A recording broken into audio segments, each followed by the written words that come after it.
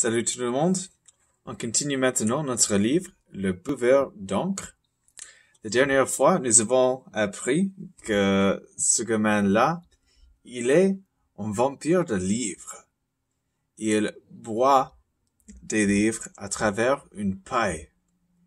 Et c'est lui, Dracou-Livre, qui lui a rendu comme ça.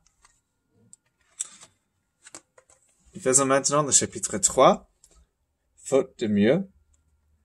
Nous voyons une femme, un homme qui semble un peu monstre de Frankenstein et notre buveur d'encre. Ici, nous avons une autre image de lui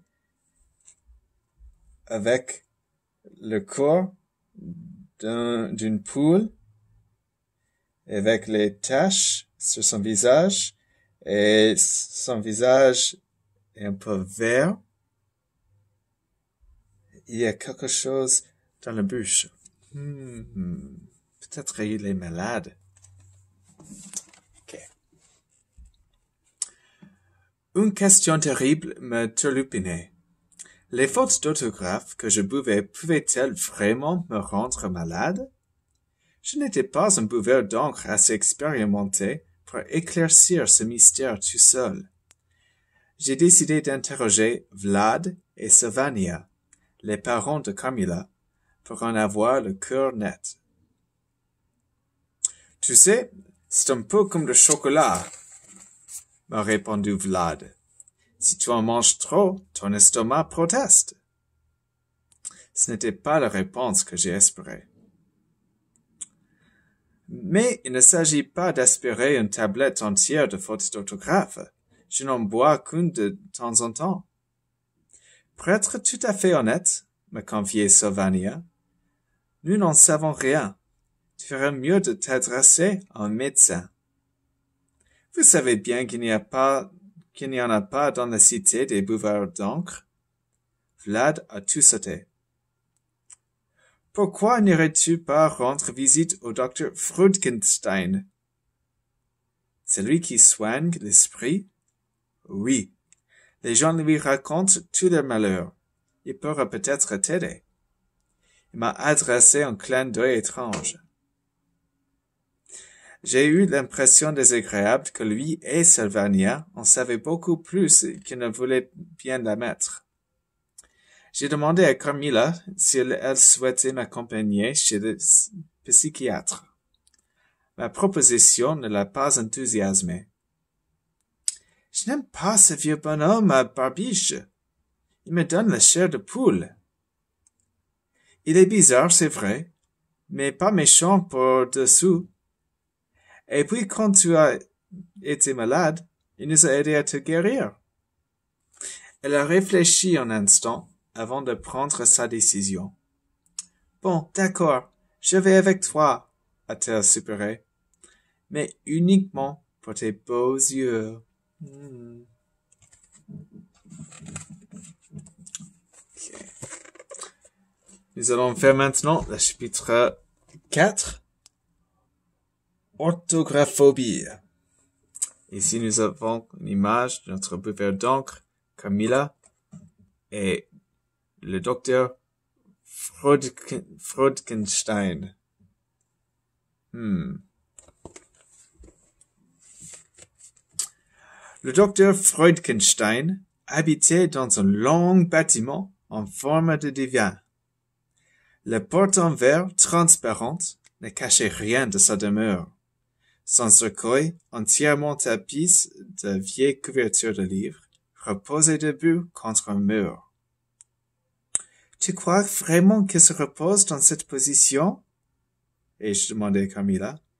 Bien sûr, ses patients lui racontent à longueur de journée des histoires à dormir debout. Quand j'ai actionné la sonnette, ding-dong, je n'en menais pas large.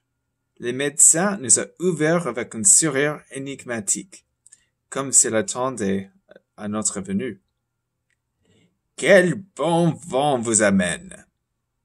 Ce n'est pas le vent qui nous amène, mais une faute d'orthographe, ai-je répondu. Freudenstein nous a invités à entrer. Qu'est-ce que c'est que cette histoire? Racontez-moi tout. J'ai pris mon courage à deux mains et j'ai expliqué au psychiatre comment mon goût pour les fautes d'orthographe déclenchait la colère de Draculivre. Bien, nous y voilà. Avant d'en dire plus, il a promené sur moi et ma fiancée un regard très perçant.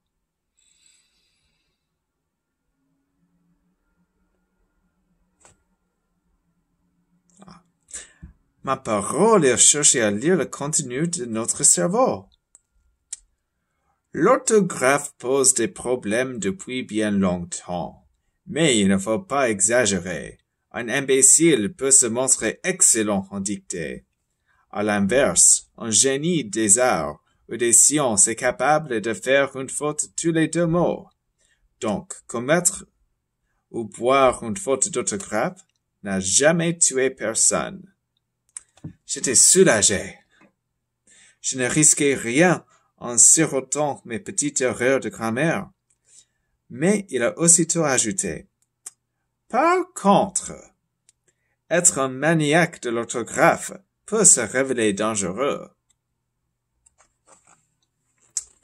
Mon cœur a fait un bond dans ma poitrine. Je n'ai pu m'empêcher de m'écrier. Alors, tonton Draculivre est en danger! J'ai bien peur que oui, a admis le professeur Freudenstein. Il ne supporte pas la vue d'une faute d'orthographe. On appelle cela l'orthographophobie. Je suis resté un moment sous le choc. J'avais l'impression que le monde venait de se renverser et que j'étais debout avec la tête en bas. C'est grave, docteur? L'a interrogé Camilla. Le professeur Freudenstein a pris une mine lugubre. L'orthographophobie dont souffre Draculivre est une maladie incurable. Non seulement on ne peut pas la soigner, mais en plus, elle s'aggrave avec le temps. J'étais tellement estomaqué, et je n'ai pas pipé mot. J'avais envie de pleurer. Cela signifie qu'un jour les fautes d'orthographe lui sortiront tellement par les yeux qu'il ne pourra plus boire le moindre livre, a conclu le psychiatre. Que se passera-t-il alors? Ai-je demandé d'une voix terrifiée. Le docteur Freudenstein m'a regardé avec dans les yeux une lueur de pitié. Il mourra de soif.